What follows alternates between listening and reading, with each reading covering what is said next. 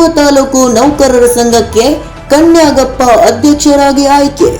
ಕರ್ನಾಟಕ ರಾಜ್ಯ ಸರ್ಕಾರಿ ನೌಕರರ ಸಂಘ ಬೆಂಗಳೂರು ಪೂರ್ವ ತಾಲೂಕು ಅಧ್ಯಕ್ಷ ಸ್ಥಾನಕ್ಕೆ ನಡೆದ ಚುನಾವಣೆಯಲ್ಲಿ ಅಧ್ಯಕ್ಷರಾಗಿ ಎಂ ಕನ್ಯಾಗಪ್ಪ ಆಯ್ಕೆಯಾಗಿದ್ದಾರೆ.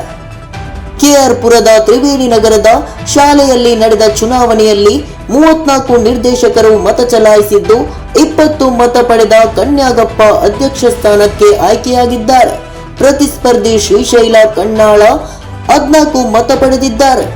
ಇನ್ನು ಖಜಾಂಚಿ ಸ್ಥಾನಕ್ಕೆ ಟಿ ಭಾಗ್ಯ ಹಾಗೂ ರಾಜ್ಯ ಪರಿಷತ್ ಸ್ಥಾನಕ್ಕೆ ಸುರೇಶ್ ಬಾಬು ಆಯ್ಕೆಯಾಗಿದ್ದಾರೆ. Bureau report NKST4 news Bengaluru.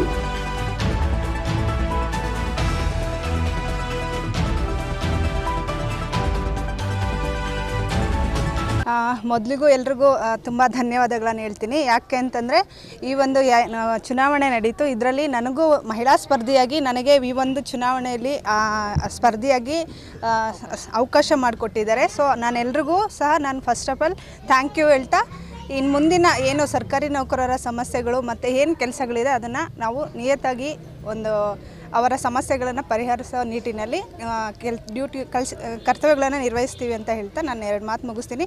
ಹಾಗೆ ಈ ಒಂದು ಚುನಾವಣೆಯ ಸಂದರ್ಭದಲ್ಲಿ ನನಗೆ ಎಲ್ಲ ಅಧಿಕಾರಿ ಮತ್ತು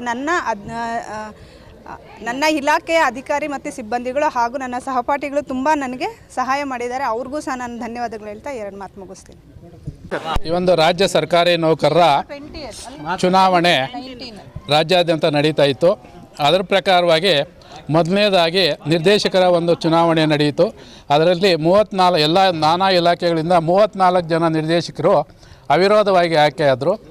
ನಂತರ ಅಧ್ಯಕ್ಷರ, ರಾಜ್ಯ ಪರಿಷತ್ ಮೆಂಬರ್ ಮತ್ತು ಖಜಾಂಚಿ ಸ್ಥಾನಕ್ಕೆ ಈ ಒಂದು 16ನೇ ತಾರೀಕು ಇವತ್ತಿನ ದಿವಸ ಚುನಾವಣೆ ನಿಗದಿಯಾಗಿತ್ತು. ಅಧ್ಯಕ್ಷರ ಸ್ಥಾನಕ್ಕೆ ನಾನು ಸ್ಪರ್ಧೆಯಾಗಿದ್ದೆ. ನಾನು ಕನ್ಯಾಗಪ್ಪ ಎಂ ಸರ್ಕಾರಿ ಪ್ರೌಢಶಾಲೆ ಕಲ್ಕೆರೆಯಲ್ಲಿ ಕೆಲಸ ಮಾಡ್ತಾಯಿದ್ದೆ ಮತ್ತು ಪ್ರತಿಸ್ಪರ್ಧಿಯಾಗಿ ಶ್ರೀಯುತ ಶ್ರೀಶೈಲ ಕಣ್ಣಾಳ್ ಎಂಬತಕ್ಕಂಥವ್ರು ಆರೋಗ್ಯ ಇಲಾಖೆಯಿಂದ ಕೆಲಸ ಮಾಡ್ತಾಯಿದ್ರು. ನಮ್ಮಿಬ್ಬರ ನಡುವೆ ಒಂದು ಸ್ಪರ್ಧೆ ಅಂತಕ್ಕಂಥ ನಡೆದು ಕೊನೆಯದಾಗಿ 20 ಮತಗಳ ಅಂತರದಿಂದ ನಾನು ಜಯಶೀಲನಾಗಿದ್ದೀನಿ. ಮತ್ತು ರಾಜ್ಯ ಪರಿಷತ್ ಸ್ಥಾನಕ್ಕೆ ನಮ್ಮ ಸಹಪಾಠಿ ಆಗಿರ್ತಕ್ಕಂಥ ಮಂಜುನಾಥ್ ನಾಯಕ್ ಅಂತಕ್ಕಂಥವ್ರು ನಿಂತಿದ್ರು ನಮ್ಮ ಸಿಂಡಿಕೇಟಲ್ಲಿ. ಅವರು 2 ಮತಗಳ ಅಂತರದಿಂದ ಸೋಲನ್ನು ಅನುಭವಿಸಿದ್ದಾರೆ.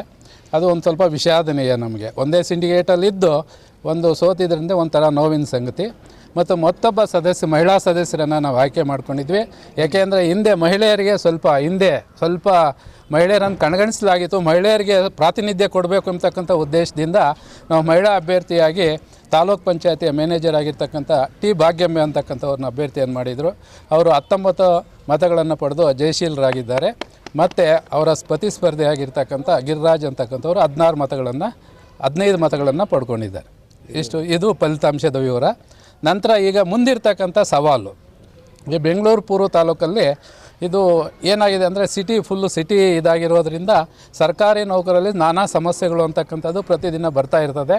ಮತ್ತು ಆ ಒಂದು ಸಮಸ್ಯೆಗಳನ್ನು ಕಾನೂನು ರೀತಿಯಲ್ಲಿ ಸಮರಾಪೋದಿಯಲ್ಲಿ ನಾವು ಅದನ್ನು ನಿರ್ವಹಿಸಬೇಕು.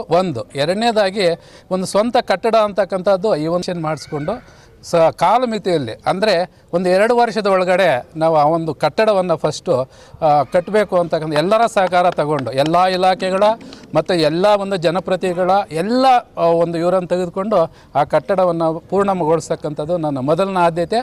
2ನೇ ಆದ್ಯತೆಯಾಗಿ ನಾನು ನಮ್ಮ ಸರ್ಕಾರಿ ನೌಕರರನ್ನು ಮೊದಲು ನಮ್ಮ ವೃತ್ತಿ ಗೌರವವನ್ನು ಕಾಪಾಡ್ಕೊಳ್ತಕ್ಕಂಥದ್ದು ನನ್ನ ಮೊದಲನೇದು. ಯಾಕೆಂದರೆ ವೃತ್ತಿಯಿಂದ ಸಂಘ ಆಗಿರೋದು ವೃತ್ತಿ ಫಸ್ಟು. ನಾನು ವೃತ್ತಿಗೆ ಮಾನ್ಯತೆ ಕೊಡ್ತಾ ಸರ್ಕಾರಿ ನೌಕರರ ಸಮಸ್ಯೆಗಳನ್ನು ನಾನು ಆದಷ್ಟು ಬಗೆಹರಿಸೋದಕ್ಕೆ ನನ್ನ ಕೈಲಾದ ಮಟ್ಟಿಗೂ ಪ್ರಯತ್ನ ಪಡ್ತೀನಿ ಅಂತಕ್ಕಂಥ ಮಾತನ್ನು ಈ ಸಂದರ್ಭದಲ್ಲಿ ನಾನು ಹೇಳ್ತಾ ಇದ್ದೀನಿ. ನಮಸ್ಕಾರ, ನಾನು ಮಂಜುನಾಥ್ ನಾಯಕ್. ನಾನು ರಾಜ್ಯ ಪರಿಷತ್ ಅಭ್ಯರ್ಥಿಯಾಗಿ ಸ್ಪರ್ಧಿಸಿದೆ. ಅನಿವಾರ್ಯ ಕಾರಣದಿಂದ ಕೇವಲ 1 ವೋಟ್ದಿಂದ ನಾನು ಅಂದರೆ 2 ವೋಟ್ ಆಗುತ್ತೆ ಟೋಟಲಾಗಿ 16. ನನಗೆ ನನ್ನ ಮಿತ್ರರಾದಂಥ ಸುರೇಶ್ ಬಾಬು ಅವರಿಗೆ 18 ವೋಟ್ ಬಂತು. ನಾನು ಪರಾಭವಗೊಂಡೆ. ಈ ಒಂದು ಎಲೆಕ್ಷನ್ನಲ್ಲಿ ನನ್ನ ಆತ್ಮೀಯರಾದಂಥ ಕನ್ಯಾಗಪ್ಪ ಸರ್ ತುಂಬ ಅವರ ವಿಚಾರಗಳು ತುಂಬ ಚೆನ್ನಾಗಿದೆ. ಆ ಕಾರಣಕ್ಕಾಗಿ ಅವರು ಪ್ರಥಮವಾಗಿ ನಮ್ಮ ತಾಲೂಕಿಗೆ ಬಂದಾಗ ಸ್ಪರ್ಧಿಸ್ತೀನಿ ಅಂತ ಹೇಳಿದಾಗ ನಾನು ಕೂಡ ಅಧ್ಯಕ್ಷ ಕ್ಯಾಂಡಿಡೇಟ್ ಆಗಿ ಸ್ಪರ್ಧಿಸಬೇಕಂತ ಇದ್ದವನು ಅವರ ವಿಚಾರಗಳನ್ನು ತಿಳಿದು ಅವರು ಎಲ್ಲರನ್ನೂ ಒಟ್ಟುಗೂಡಿಸ್ಕೊಂಡು ಹೋಗಬೇಕು ಅನ್ನೋ ಒಂದು ಉದ್ದೇಶವನ್ನು ಇಟ್ಕೊಂಡಿದ್ದಾರೆ.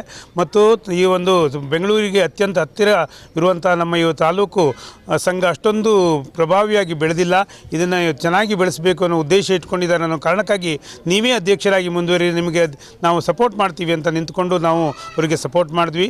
ಹಾಗೆಯೇ ಅದೇ ಇದು ದಿಕ್ಕಿನಲ್ಲಿ ಅವರು ಈ ಒಂದು ಇದರಲ್ಲಿ ಚುನಾವಣೆಯಲ್ಲಿ ಜಯಶೀಲರಾಗಿದ್ದಾರೆ. ನನ್ನ ವೈಯಕ್ತಿಕವಾಗಿ ಅವರಿಗೆ ಧನ್ಯವಾದವನ್ನು ಅರ್ಪಿಸ್ತಾ ಇದ್ದೀನಿ.